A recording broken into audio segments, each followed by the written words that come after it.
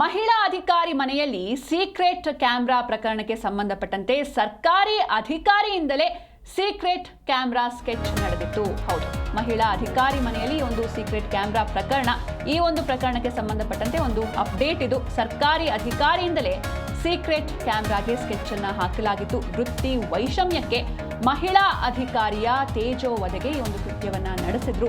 ಮಾಳ ಮಾರುತಿ ಪೊಲೀಸರಿಂದ ವಿನೋದ್ ಎಂಬಾತನನ್ನ ಬಂಧಿಸಲಾಗಿದೆ. ಮಹಿಳೆಯ ವಿರುದ್ಧ ನಕಲಿ ಪತ್ರಕರ್ತರನ್ನ ಚೂ ಬಿಟ್ಟಿರ್ತಾನೆ ವಿನೋದ್. ಬಂದ ಹಣದಲ್ಲಿ ನಕಲಿ ಪತ್ರಕರ್ತರು ಹಾಗೂ ವಿನೋದ್ಗೆ ಪಾಲಿರುತ್ತೆ. ಅಂದ್ರೆ ನಾವಿಬ್ರು ಶೇರ್ ಮಾಡ್ಕೊಳ್ಳೋಣ ಅಂತ ಒಂದಿಷ್ಟು ಡೀಲ್ ಮಾಡಿರ್ತಾರೆ. ಒಂದು ದೊಡ್ಡ ಸ್ಕೆಚ್ ಅನ್ನ ಹಾಕಿದ್ರು. ಸರ್ಕಾರಿ ಅಧಿಕಾರಿಯಿಂದಲೇ ಈ ರೀತಿ ಸೀಕ್ರೆಟ್ ಕ್ಯಾಮೆರಾ ಸ್ಕೆಚ್ ನಡೆದಿತ್ತು. ವೃತ್ತಿ ವೈಷಮ್ಯಕ್ಕೆ ಮಹಿಳಾ ಅಧಿಕಾರಿಯ ತೇಜೋವಧೆಗೆ ಈ ರೀತಿ ಕೃತ್ಯವನ್ನ ಮಾಡಿದ್ರು. ಮಾಳ ಮಾರುತಿ ಪೊಲೀಸರಿಂದ ವಿನೋದ್ ಎಂಬಾತನ ಬಂಧನವಾಗಿದೆ. ಮಹಿಳೆಯ ವಿರುದ್ಧ ಫೇಕ್ ಪತ್ರಕರ್ತರನ್ನ ಚೂ ಬಿಟ್ಟಿರ್ತಾನೆ ವಿನೋದ್. ಬಂದ ಹಣದಲ್ಲಿ ನಕಲಿ ಪತ್ರಕರ್ತರು ಹಾಗೂ ವಿನೋದ್ಗೂ ಕೂಡ ಪಾಲಿರುತ್ತೆ.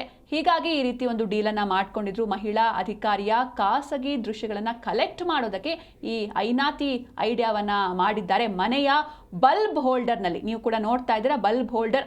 ಆ ಬಲ್ಬ್ ಹೋಲ್ಡರ್ನಲ್ಲಿ 5 ರಹಸ್ಯ ಕ್ಯಾಮ್ರಾಗಳನ್ನು ಇಟ್ಟಿರ್ತಾರೆ, ಹಿಡನ್ ಕ್ಯಾಮ್ರಾಸ್. ನೀವು ಕೂಡ ನೋಡ್ತಾ ಇದ್ದೀರಾ. ಇನ್ನು ವಿನೋದ್ ಅವರನ್ನ ವರ್ಗಾವಣೆ ಮಾಡಿರ್ತಾರೆ ಸಂತ್ರಸ್ತೆ ಮಹಿಳಾ ಅಧಿಕಾರಿ. ಹೀಗಾಗಿ ಈ ಸೇಡನ್ನ ತೀರಿಸ್ಕೊಳ್ಳೋದಕ್ಕೆ ಪಾಪಿ ಅಧಿಕಾರಿ ಹಿಡಿದಿದ್ದು ಈ ಒಂದು ಅಡ್ಡದಾರಿ. ಇದೀಗ ಅವರ ಸ್ಕೆಚ್ಗಳೆಲ್ಲ ಬಯಲಾಗಿದೆ.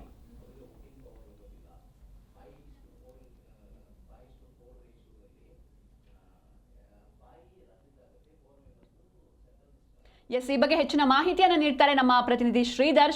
ಇನ್ನು ಏನೆಲ್ಲ ಪ್ಲಾನ್ ಮಾಡಿದ್ರು, ಜೊತೆಗೆ ಇವರ ಉದ್ದೇಶ ಏನಿತ್ತು, ಹಾಗೆ ಈ ಪೊಲೀಸರ ತನಿಖೆಯಲ್ಲಿ ಏನೆಲ್ಲ ವಿಚಾರಗಳು ಗೊತ್ತಾಗಿದೆ ಅಂತ.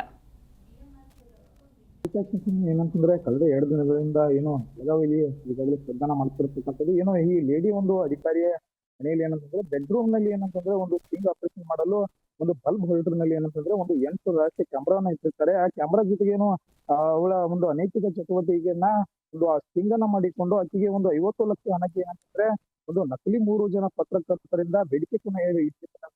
ಅದ್ರ ಜೊತೆಗೆ ಏನಂತಂದ್ರೆ ಇವತ್ತು ಏನು ಮಾಳ ಮಾರುತಿ ಪೊಲೀಸರಿಂದ ಏನಂತಂದ್ರೆ ಎಲ್ಲಾ ರೀತಿಯಾಗಿ ಎನ್ಕ್ವೈರಿ ಏನಂತಂದ್ರೆ ಒಂದು ನಕಲಿ ಪತ್ರಕರ್ತರು ಈಗಾಗಲೇ ಬಾಯಿಯನ್ನ ಬಿಟ್ಟಿರ್ತಕ್ಕಂಥದ್ದು. ಆದ್ರೆ ಅದೇ ಒಂದು ಅಧಿಕಾರಿಯ ಕೈ ಕೆಳಗಡೆ ಕೆಲಸ ಮಾಡಿರ್ತಕ್ಕಂಥ ಒಬ್ಬ ವಿನೋದ್ ಏನಿದ್ದಾನೆ, ಅವನು ಕೂಡ ಸರ್ಕಾರಿ ನೌಕರಾಗಿರ್ತಾನೆ. ಆ ಸರ್ಕಾರಿ ನೌಕರ ವಿನೋದ್ ಏನಂತಂದ್ರೆ ಕಳೆದ ಬಾರಿ ಅಷ್ಟೇ ಏನಂತಂದ್ರೆ ಆ ಮೇಡಮ್ಗೂ ಮತ್ತು ಅವನಿಗೆ ಕಿರಿಕಾಗಿರ್ತಕ್ಕಂಥದ್ದು. ಅದ್ರ ಜೊತೆಗೆ ಏನಂತಂದ್ರೆ ಲೇಡಿ ಏನು ಅಧಿಕಾರಿ ಅವನನ್ನ ಬೇರೆ ಕಡೆ ವರ್ಗಾವಣೆಯನ್ನ ಮಾಡಿರ್ತಾರೆ. ವರ್ಗಾವಣೆ ಹಿನ್ನೆಲೆಯಲ್ಲಿ ಏನಂತಂದ್ರೆ ಒಂದು ಶೇಡವನ್ನ ಇಟ್ಟುಕೊಂಡು ಅವರ ಬೆಡ್ರೂಮ್ ನಲ್ಲಿ ಏನಂತಂದ್ರೆ ರಹಸ್ಯ ಕ್ಯಾಮ್ರಾವನ್ನ ಇಟ್ಟು ಅವರನ್ನ ಸ್ಟಿಂಗ್ ಮಾಡಿ ಒಂದು ಹಣವನ್ನ ಬೇಡಿಕೆ ಇಟ್ಟು ಆ ಹಣದಿಂದ ಏನಂತಂದ್ರೆ ಒಂದು 50 ಲಕ್ಷ ಹಣದಿಂದ ಅವನು ಒಂದು ಮನೆಯನ್ನ ಕಟ್ಟೋಕೆ ಪ್ಲಾನ್ ಕೂಡ ಹಾಕಿರ್ತಾನೆ ಅಂತ ಹೇಳ್ಬೋದು. ಈಗಾಗಲೇ ಏನೋ ಬೆಳಗಾವಿಯ ಮಾಳ ಮಾರುತಿ ಪೊಲೀಸರು ಕೂಡ ಒಂದು ಎಲ್ಲ ರೀತಿಯಾಗಿ ಮಾಹಿತಿ ಕಲೆ ಹಾಕಿ ಮತ್ತೆ ಜೊತೆಗೆ ಈಗಾಗಲೇ ಏನೋ ಒಂದು ಆರೋಪಿಗಳನ್ನ ಒಂದು ಕೋರ್ಟ್ ಮೆಟ್ಟಿಲು ಕೂಡ ಏರಿಸಿರ್ತಕ್ಕಂಥದ್ದು ಅಂತ ಹೇಳ್ಬೋದು.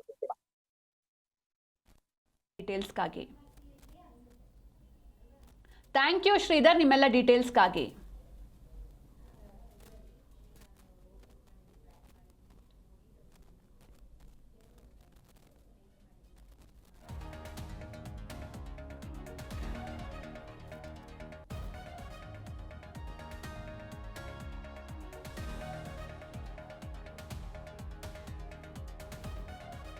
ಎಸ್, ನೀವು ಕೂಡ ನೋಡ್ತಾ ಇದ್ದೀರಾ ಯಾವ ರೀತಿ ಅವರು ಪ್ಲಾನ್ ಮಾಡಿದ್ರು ಅಂತ. ಅಂದ್ರೆ ಅವರ ಮನೆಯಲ್ಲಿ ಇರುವಂತಹ ಬಲ್ಬ್ ಹೋಲ್ಡರ್ನಲ್ಲಿ ಇವರು ಈ ರೀತಿ ಹಿಡನ್ ಕ್ಯಾಮ್ರಾಗಳನ್ನ ಫಿಕ್ಸ್ ಮಾಡಿದ್ರು. ಅವರ ಖಾಸಗಿ ದೃಶ್ಯಗಳನ್ನ ಕಲೆಕ್ಟ್ ಮಾಡಿ ತದನಂತರದಲ್ಲಿ ಅದನ್ನ ಹರಿಬಿಡುವಂತಹ ಪ್ರಯತ್ನ ಮಾಡೋದಕ್ಕೆ ಇವರು ಮುಂದಾದ್ರು, ಅಥವಾ ಬ್ಲ್ಯಾಕ್ ಮೇಲ್ ಮಾಡ್ತಿದ್ರು ಏನೋ. ಅವರ ಮುಂದಿನ ಪ್ಲಾನ್ ಯಾವ ರೀತಿ ಇತ್ತೋ ಗೊತ್ತಿಲ್ಲ. ಆದ್ರೆ ಈ ರೀತಿ ಯಾವುದೋ ಹಿಂದಿನ ದ್ವೇಷಕ್ಕೆ ಅಂದ್ರೆ ಈ ಅಧಿಕಾರಿ ವಿನೋದ್ನನ್ನ ಮಹಿಳಾ ಅಧಿಕಾರಿ ವರ್ಗಾವಣೆ ಮಾಡಿರ್ತಾರೆ. ಹೀಗಾಗಿ ಅವರ ವಿರುದ್ಧ ಸೇಡನ್ನ ತೀರಿಸ್ಕೊಳ್ಬೇಕು, ಅವರಿಗೆ ತೇಜೋವಧೆ ಮಾಡಬೇಕು ಎನ್ನುವಂತಹ ನಿಟ್ಟಿನಲ್ಲಿ ಈ ರೀತಿ ಖತರ್ನಾಕ್ ಪ್ಲಾನ್ ಅನ್ನ ಮಾಡಿರ್ತಾರೆ. ಮನೆಯೊಳಗೆ ಬಲ್ಬ್ ಹೋಲ್ಡರ್ ಒಳಗಡೆ ಇವರು ಕ್ಯಾಮ್ರಾಗಳನ್ನ, ಹಿಡನ್ ಕ್ಯಾಮ್ರಾಗಳನ್ನ ಫಿಕ್ಸ್ ಮಾಡಿರ್ತಾರೆ. ಹಾಗೆ ಒಂದಿಷ್ಟು ನಕಲಿ ರಿಪೋರ್ಟರ್ಸ್ಗಳನ್ನು ಕೂಡ ಇವರು ಸೃಷ್ಟಿ ಮಾಡಿರ್ತಾರೆ. ಹಾಗೆ ಏನು ದುಡ್ಡು ಸಿಗುತ್ತೆ ಅಥವಾ ಮುಂದೆ ಇವರೇನು ಬ್ಲ್ಯಾಕ್ ಮೇಲ್ ಮಾಡಿ ಅವರಿಂದ ದುಡ್ಡನ್ನ ಪಡೆಯುವಂತಹ ಪ್ಲಾನ್ ಮಾಡಿದ್ರೋ ಏನೋ, ಆ ಒಂದು ದುಡ್ಡಿನಲ್ಲಿ ಇಬ್ಬರಿಗೂ ಕೂಡ ನಕಲಿ ಪತ್ರಕರ್ತರು ಹಾಗೂ ವಿನೋದ್ಗೂ ಕೂಡ ಪಾಲಿರುತ್ತೆ ಅಂತ ಇವರು ಡೀಲ್ ಮಾಡ್ಕೊಂಡಿದ್ರು. ಆದ್ರೆ ಅದಕ್ಕೂ ಮುನ್ನವೇ ಸಿಕ್ಕಿ ಬಿದ್ದಿದ್ದಾರೆ.